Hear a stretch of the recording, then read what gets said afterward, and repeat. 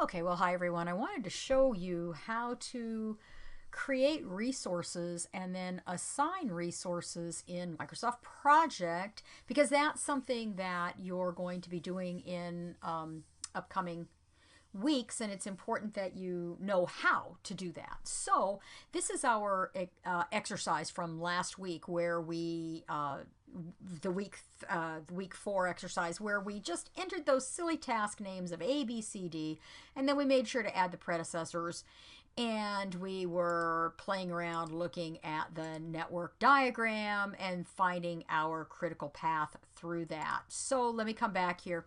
Now you can come over and assign resources. First, before you assign any resources, you have to create them. Now you can create resources by coming down here to the bottom on the fourth sheet over. If you hover over this, it says resource sheet.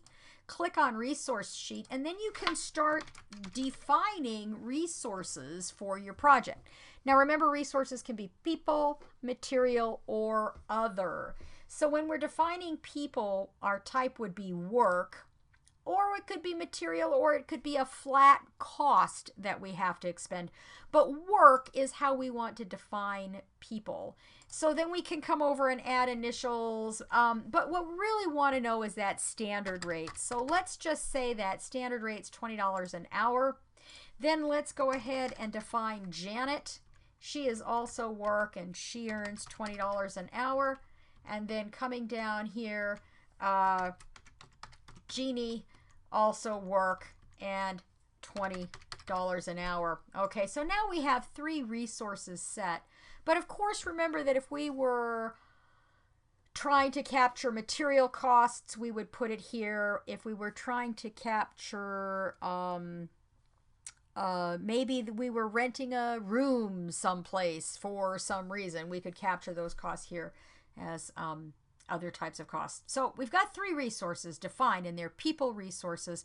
Let's go back to our Gantt chart. Now we can come down here and click here, or we can come up here and click Gantt chart, and that takes us back. So to assign the resource, now that we've created it and applied a dollar rate to that resource, now we can come over to our task name and just simply double click on that task, and notice it brings up this dialog box of task information.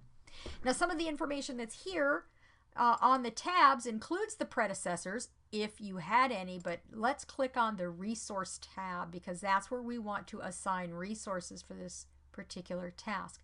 Now we click in the resource name, and notice that we get this drop down right here, and because we've defined 3 choices, we can choose here to assign Jackie at 100% to this task. So let's come down here to the next task, and this time let's select Janet 100%, and then let's come over here and select Jeannie 100%. And you would just simply come on down through all of your tasks, and if you wanted to assign more than one person to a task, notice how all you do is click on the down arrow and then select that person and click OK. Now what I want you to see that you probably are not seeing easily is, and let me try to move this over. Alrighty, well, it's going to give me some difficulties, isn't it? I wanted to show you what your Gantt chart looks like when you do that. Let me come back and see. No, it's just not going to let me do that. I'm going to try and delete that column. Let me see if it'll let me. I can hide the column. Well, that'll help a little bit, I think. Darn, it is not, I'm not seeing my bar on the bottom till slide it on over. But what I wanted to show you was that once you start defining,